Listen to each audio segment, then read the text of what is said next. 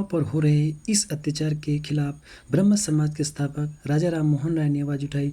उन्हीं के प्रयास से 4 दिसंबर 1829 को ब्रिटिश सरकार द्वारा भारत में सती प्रथा पर पूरी तरह से रोक लगा दी गई।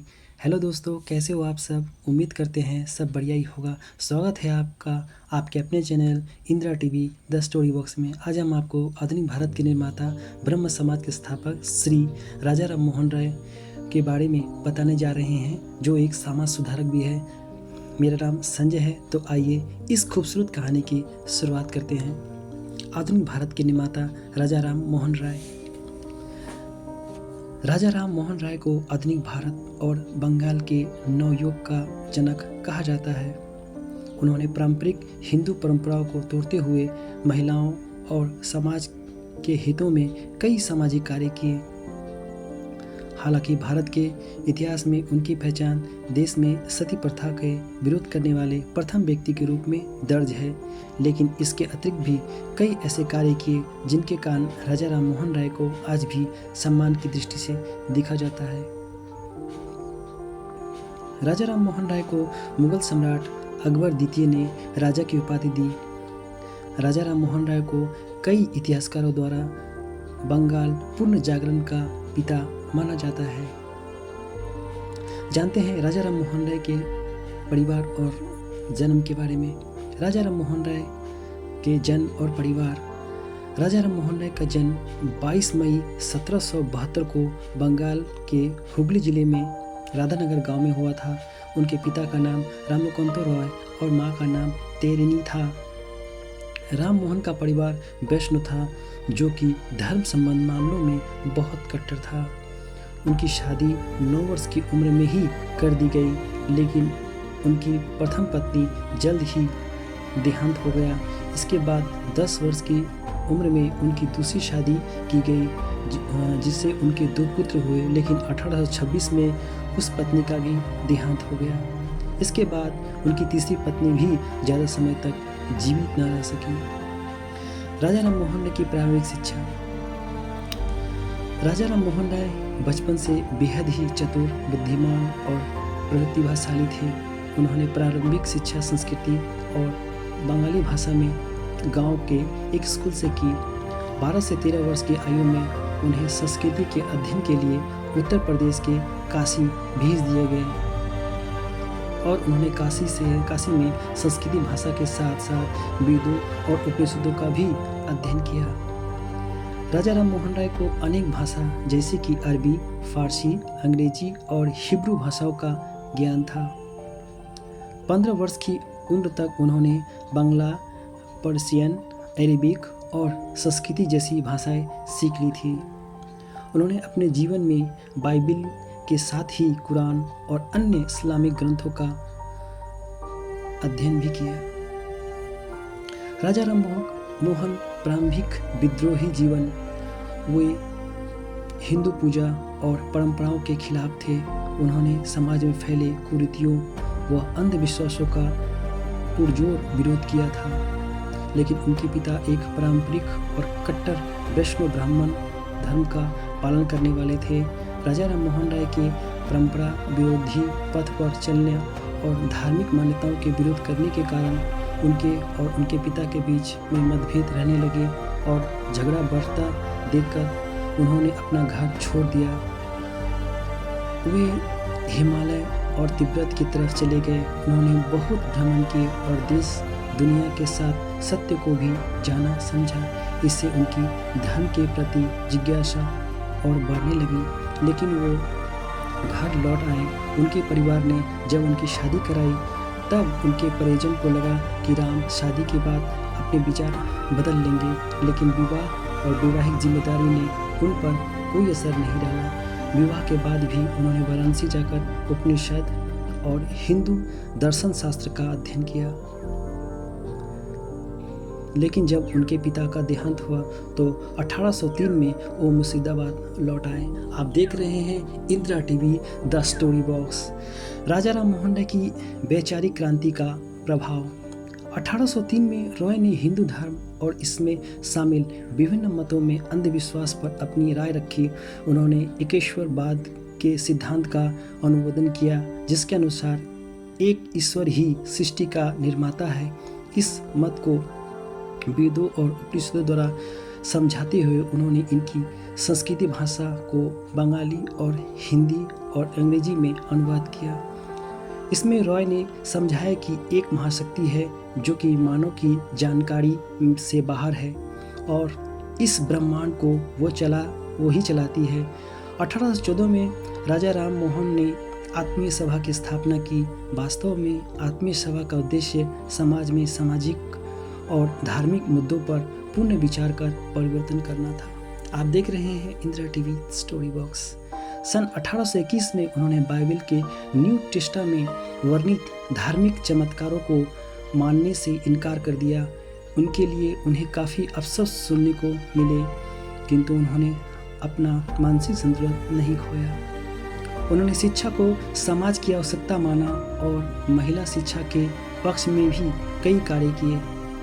उनका मानना था कि इंग्लिश भाषा भारतीय भाषाओं से ज़्यादा समृद्ध और उन्नत है और उन्होंने सरकारी स्कूलों को संस्कृति के लिए मिलने वाले सरकारी फंड का भी विरोध किया। 1822 में उन्होंने इंग्लिश मीडियम स्कूल की स्थापना की। आप देख रहे हैं Indira TV story box. Raja Ram Mohan राय के सामाजिक धार्मिक सुधार। मूर्ति पूजा का विरोध। राजा राम मोहन राय मूर्ति पूजा के घोर विरोधी थे। उनके मन में कई बार साधु बनने का विचार आया, लेकिन उन्होंने अपने मन को शांत कर लिया क्योंकि उनका माँ ये नहीं चाहती थी।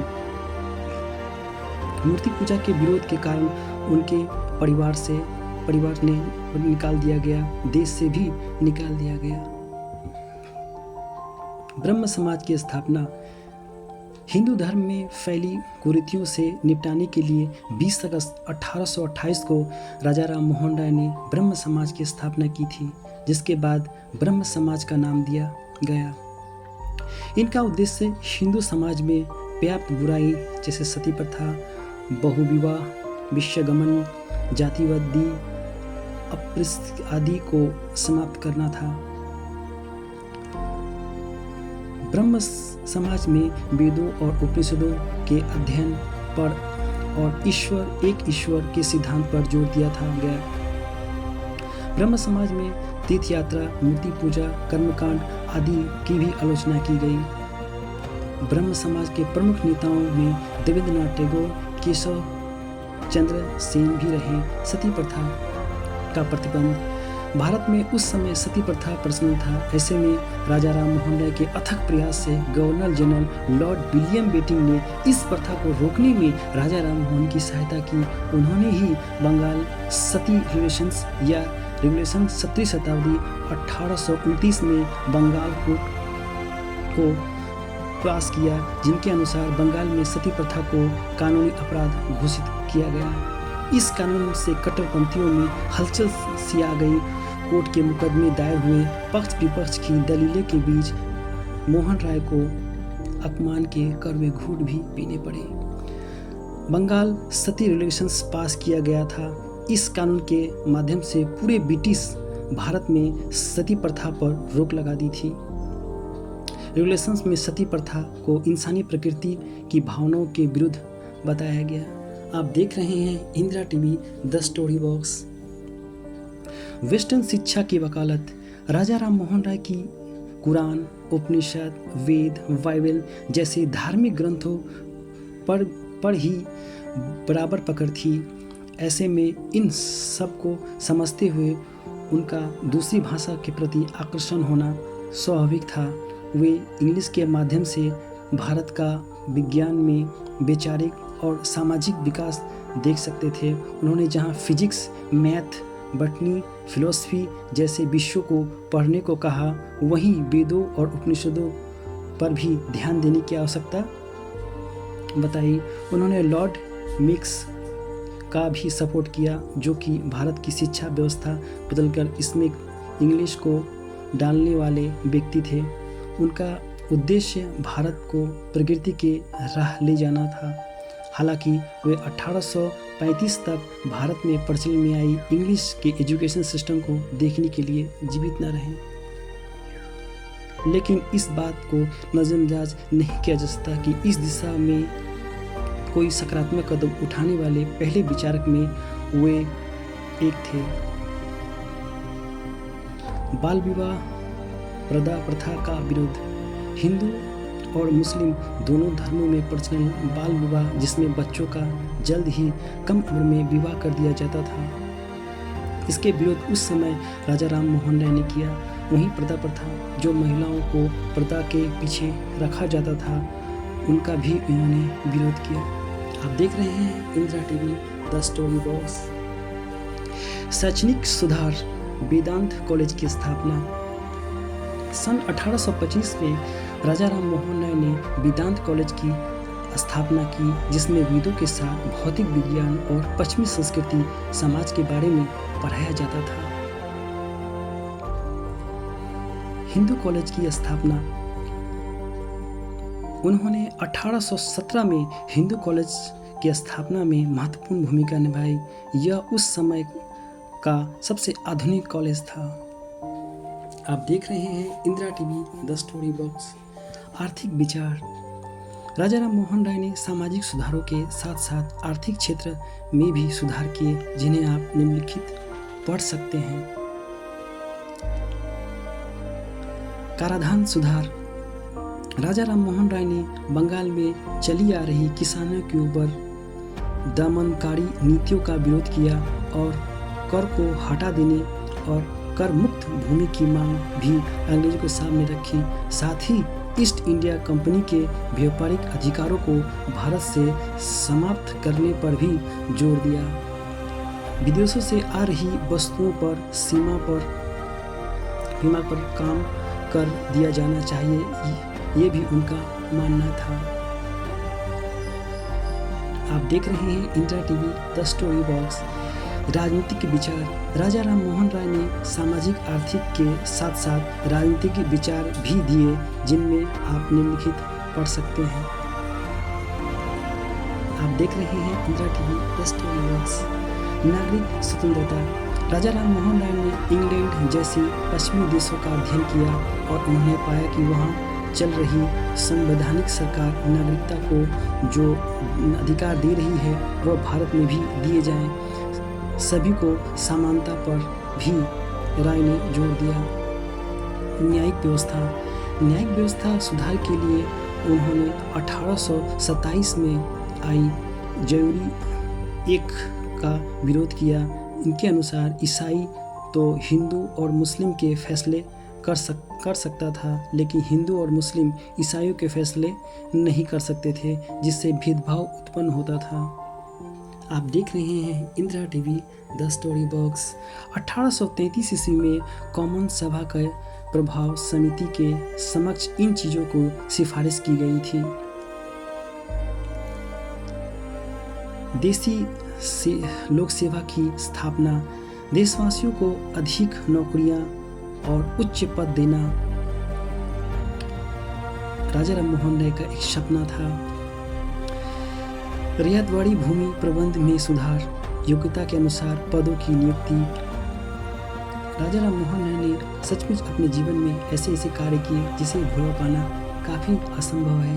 राजा राम मोहन की मृत्यु 8 अप्रैल 1831 को राजा राम मोहन राय ईस्ट इंडिया कंपनी की शिकायत करने के लिए इंग्लैंड गए और बाद में वे पेरिस गए, लेकिन एक दिन 27 सितंबर 1833 यूनाइटेड किंगडम में मेनिंजाइटिस दिमागी बीमारी से उनकी मृत्यु हो गई। बाद में ब्रिटेन के विट्रल नगर के अर्नोस बेल कब्रिस्तान में राजा राम मोहन राय की समाधि बना दी गई। हमारे विचार और निष्कर्ष। मेरे अनुसार राजा राम मोहन राय भारत के समाजसेवी थे, जिन पर मुगल शासकों और अंग्रेजों का प्रभाव था। उन्होंने अनेक धर्म होते हुए भी सिर्फ हिंदू धर्म में सुधार किए और वो मुगल शासक अकबर II के लिए काम करते थे, लेकिन सती प्रथा जैसी कुरीतियों पर संपूर्ण देश को राजा राम मोहन राय का धन्यवाद करना चाहिए। वो सभी धर्मों का पालन करते थे। आपको ये कहानी कैसी लगी कमेंट में ज़रूर बताइए अगर ये आपको वीडियो पसंद आए तो लाइक करें, सब्सक्राइब करें। धन्यवाद दोस्तों, फिर मिलते हैं अगले वीडियो में।